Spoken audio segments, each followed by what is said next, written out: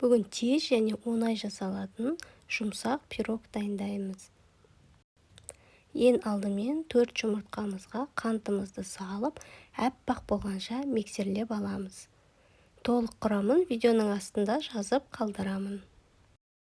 Аппақ болғанша араластырып, үй температурасында тұрған сары майымызды қосамыз. Ұнымызды қопсытқышымызда алдын ала илегіштен өткізіп алып, қосып, бір құрамды болғанша миксерлеп шығамыз.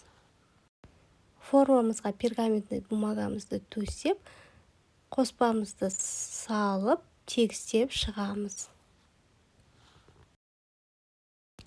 Пирогымыздың бетіне өрік, мейіз салып, 180 градуста қызып тұрған пешке 30-35 минуттай пісіріп аламыз.